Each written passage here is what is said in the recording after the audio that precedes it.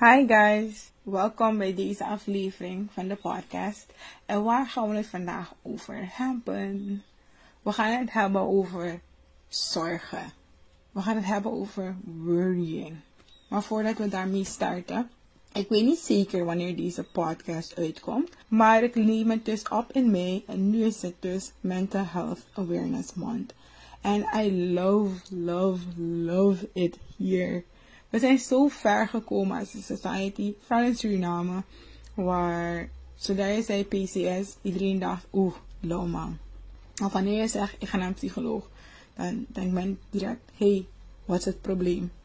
En ik vind het zo geweldig dat er een heleboel jongeren zijn, een heleboel organisaties zijn that are spreading the good news of mental health.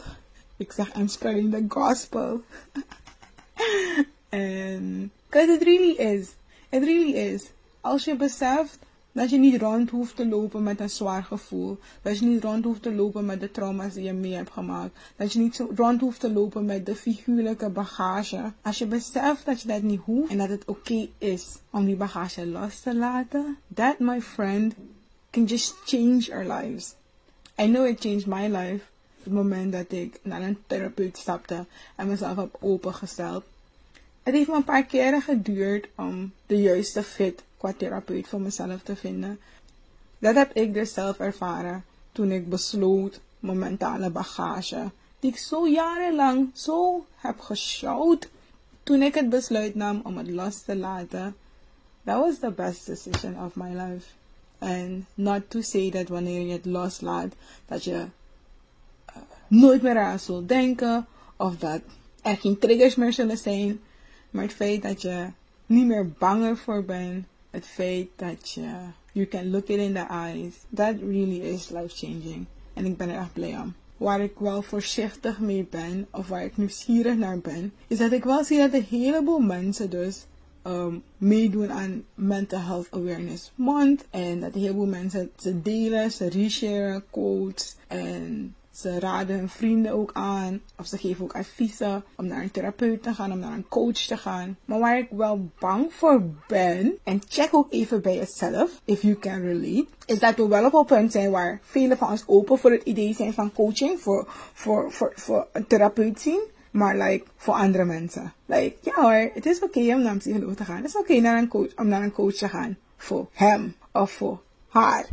I can do it by myself. Ik kan het wel. Ik ben sterk genoeg. Maar zij kan wel gaan. Ik heb het niet nodig. En daar wil ik voorzichtig mee zijn. Kijk, als je het in je eigen leven terugziet. Dat je wel denkt van, ja, mijn broertje moet wel. Of mijn tante kan wel.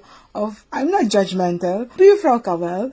Maar ik ben sterk genoeg. En let erop. Coaching, een therapeut zien. Iedereen met een menselijk brein. Everybody with a brain benefits from coaching. En natuurlijk een therapeut, of ga zo maar door. Maar ik heb het dus nu sec over coaching. Everybody with a brain can benefit from learning how to manage it. Dus besef dat het niet alleen is voor hun, maar ook voor jou. Ik weet wel dat je het besef hebt, daarom luister je naar deze podcast.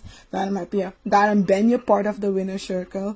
Maar besef dus, soms kunnen die vooroordelen naar boven komen waarvan je denkt van, ik moet sterk zijn. Of ik kan niet zwak zijn. Of dit is niet echt een probleem. I'll walk it out. Dat je dat niet hoeft te doen. En dat het ook voor jou is. En dat alle resources ook hier in de winner circle voor jou zijn. Het is geen teken van zwakte. Ik zeg altijd, het is een teken van sterkte. Elke koning heeft raadsmannen. Is it because he's stupid? No. It's smart to have people on your team. En niet alleen te relyen op jezelf. Ik zeg ook altijd, wanneer je een zoontje hebt, of een dochtertje hebt, of een nichtje of een neefje hebt, waarvan je merkt dat ze heel getalenteerd zijn in voetballen, wat is het eerste dat je doet? Of I think, een van de top 5 dingen dat je doet, you would find him a coach. Dus het gaat niet alleen om, wanneer het slecht gaat, maar ook wanneer je weet dat je potentie hebt. Ook wanneer je weet dat je meer van deze wereld wil. Ook wanneer je weet dat you have big goals. It is smart to find yourself a coach. As Muhammad Ali, the greatest in this world, if he had a coach, waarom denk jij dat jij daar geen behoefte aan zou kunnen hebben? Yes, you could do it alone, yes. But why would you in 2021? Toch? Dus be mindful. Dat wil ik met jullie delen vandaag. Voordat we beginnen met onze podcast van de dag. Ik wil het hebben over zorgen. Worrying. Are you addicted to worrying? Ben je verslaafd aan je zorgen maken? Bedenk dat denken en voorzichtig zijn belangrijke vaardigheden zijn, right? Mensen hebben de unieke capaciteit om te redeneren, om te overwegen, to be deliberate. Dat hebben dieren niet, right? Dieren hebben meer instinct. Maar wij kunnen, behalve dat we ook instinctief sommige dingen willen doen, kunnen we nog overwegen. We can think it through. Dat is prachtig. Decennia's geleden is dit wat ons heeft geholpen om te overleven. Dit is wat onze voorouders heeft geholpen te overleven. Ons menselijk brein heeft door te zitten en te overdenken wonderbaarlijke dingen gecreëerd. We waren op de goddamn maan. We staan er niet bij stil. We drukken een knopje in ons huis en we hebben elektriciteit. De hele tijd, people were in dark ages. There was no light, only fire. Nu hebben we elektriciteit. De hele tijd liepen we met Nokia's en Blackberries. Nu hebben we WhatsApp. Had je COVID, kunnen we gewoon nog steeds in contact zijn met mensen. Alle pandemics die mensen eerder hebben meegemaakt, they had no Zoom calls. They had no WhatsApp calls. Dus toen zij in quarantaine moesten zijn, waren ze alleen. Wij nu, natuurlijk, we zijn fysiek nog steeds als uit elkaar, maar we kunnen contact maken met our loved ones. Door menselijke genius. Door iemand die heeft gezeten en heeft gedacht. Dus we doen wonderbaarlijke dingen met onze brein. Maar wat ik ook bij vele mensen merk, en kijk ook naar de mensen om je heen, en kijk ook naar jezelf. Dat we soms door overdenken een heleboel doomsday en worst case scenario's voor onszelf hebben gecreëerd. Ik vond dit zo leuk en ik wilde dit dus met jullie delen. Ik ben even gaan researchen. Dat onze brein is the most energy consuming orgasm. Zeg ik orgasm? Oh my god. Onze brein is the most energy consuming organ in our body. Maar 2% van ons menselijke gewicht komt van ons brein. Dus is een relatief kleine organ. Maar 20% van de energie die wij hebben, gaat naar onze brein.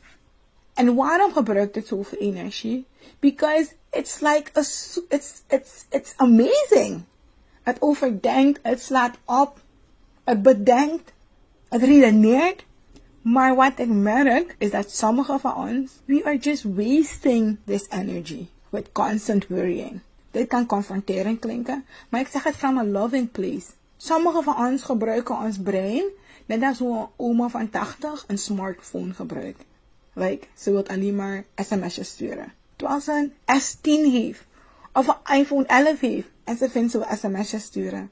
Ze maakt helemaal geen foto's. En als dat je oma was, zou je oma zeggen, oma, why? Laat me je uitleggen hoe je app stuurt, een voice note. Omdat jij dus doorhebt dat de phone veel meer kan. And she's not utilizing all the opportunities. En dus wanneer ik mensen zie worryen, wanneer ik mensen zo excessively zich zorgen zie maken, wanneer ik dus merk dat mensen zo excessively zorgen en worryen, dan zie ik het ook als, hey, they have this amazing brain and they're just not utilizing it to its full potential.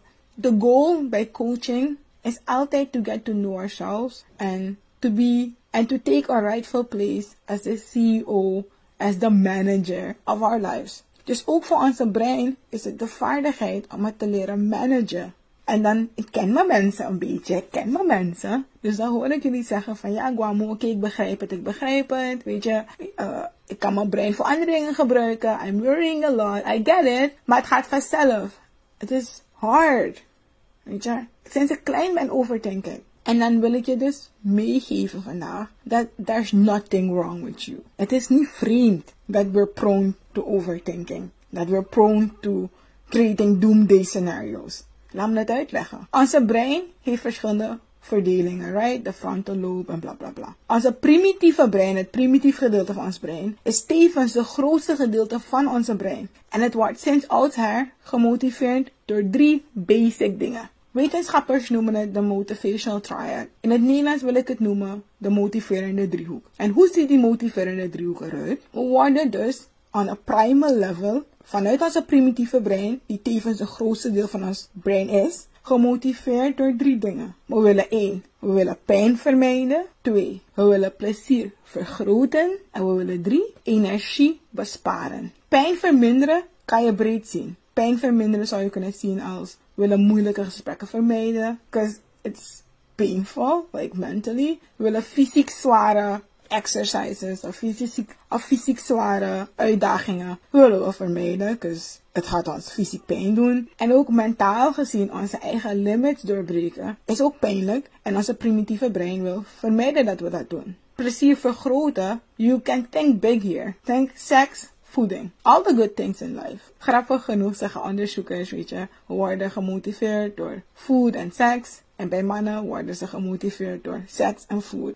The same thing, maar gewoon een beetje andere volgorde. Als we kijken nu naar energie besparen. Dit is totaal niet vreemd, of course. Because we need energy to survive. Vooral toen we onze voorouders in de velden in Afrika aan het rennen waren. Je moet je energie besparen voor wanneer je dus achter die buffel gaat rennen. En in general, energy is what keeps us alive. So we gaan zuiniger mee zijn. Dus wanneer je dingen gaat moeten doen waar je veel energie gaat moeten gebruiken. Our brain doesn't naturally want to do that. Dat is dus de grootste uitdaging. Ons brein is eigenlijk best primitief. Of de grootste gedeelte van ons brein is best primitief. Maar onze omstandigheden, de wereld waar we nu leven, is totaal veranderd. Er is eten in overvloed. Seks is te krijgen. Gemak dient de mens. En let's be honest, pleasure is everywhere. Dus ons hoofd is gewired om ons te beschermen door pijn te verminderen. Ja, zo overleven we. Door plezier te vergroten. That's how, onder andere, we go forth and multiply. Want seks is lekker.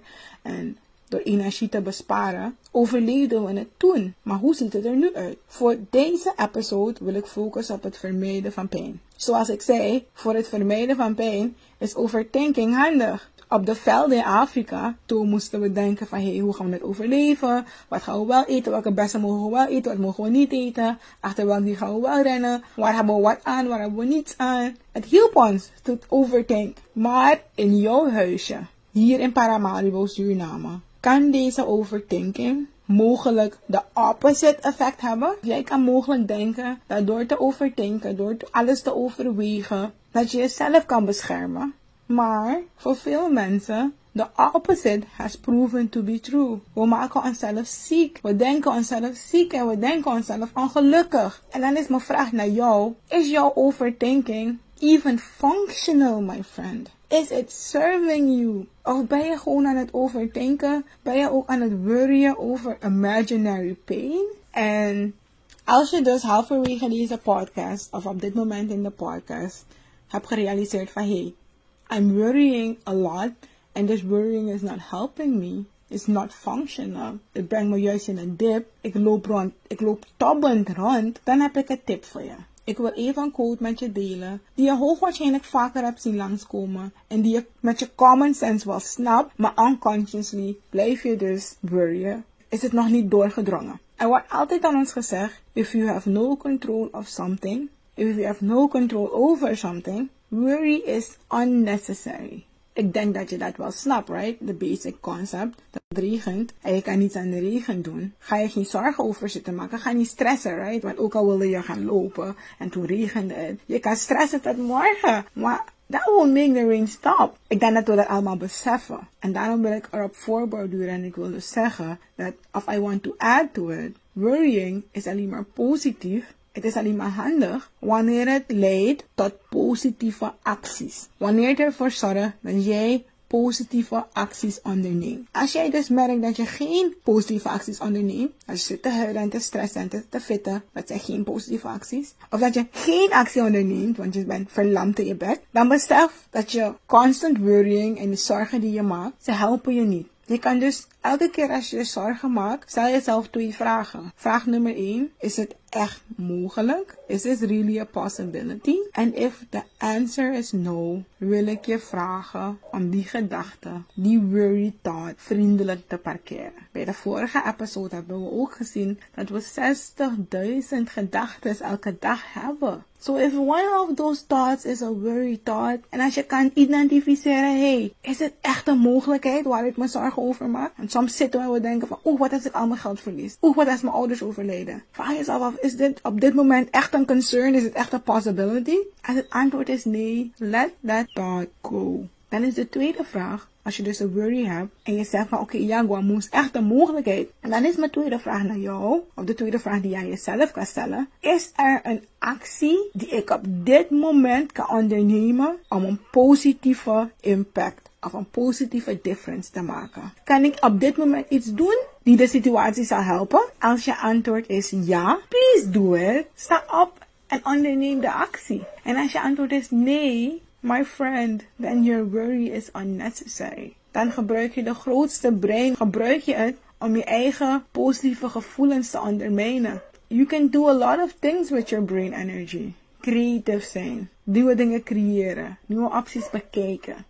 We zijn allemaal in verschillende industries. You can come up with amazing things. Maar het gaat heel moeilijk zijn to come up with amazing things and amazing opportunities and create things. And think about possibilities. Als je je steeds zorgen zit te maken over de dingen waar je geen controle over hebt. En ook al voel je alsof je controle hebt over dingen omdat je zorgen maakt. You don't. Dus hier komt het managen van je brein kijken. Hier komt het being the CEO of your life. Being the CEO of your brain. The question die ik altijd stel is, are you running your brain or is your brain running you? Kan je brein gewoon komen met een idee, een doomsday scenario en je hele lichaam is in rep en roer? Of kan je brein komen met een doomsday scenario en je kan het objectief bekijken? Is het echt mogelijk? Als het niet mogelijk is, dankjewel brein voor je aanvulling, maar we gaan het even parkeren. Als het wel mogelijk is, oké, this is a real possibility. We maken ons echt zorgen op iets dat echt kan gebeuren. Dan is de vraag, oké, kunnen we nu op dit moment iets doen? Kan ik nu uitrijden om iets te doen? Kan ik nu een appje plegen? Kan ik nu actie ondernemen? Als het antwoord is ja, dan is het dankjewel brein.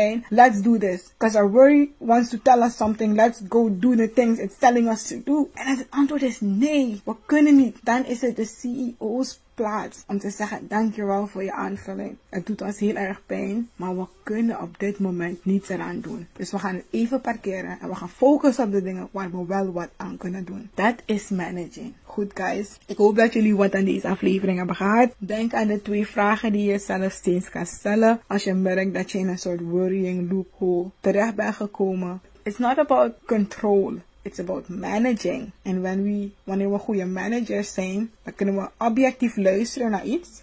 We kunnen objectief luisteren naar een coworker en dan een beslissing van daaruit maken. Dus ook wanneer we objectieve managers zijn in ons eigen leven, kunnen we wanneer ons brein ons iets zegt, objectiever naar kijken. En wanneer we dat niet zelf kunnen doen, daarvoor hebben we coaching, daarvoor hebben we een heleboel mogelijkheden om ons heen. Een heleboel resources. Aboom guys. Succes van de week. Maak er een geweldige week van. Wees goed voor jezelf.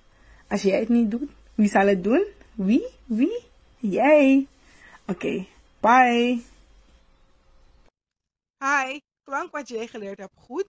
En wil je nog meer leren om deze tools specifiek in jouw persoonlijke situatie te kunnen toepassen? Dan is mijn Brain Bootcamp voor jou. Op 28, 29, 30 en 31 maart zullen we samen onze brein trainen. Aan het eind van de Brain Bootcamp heb je 1. Meer intrinsieke motivatie. 2. Betere controle over je negatieve gedachten. En 3.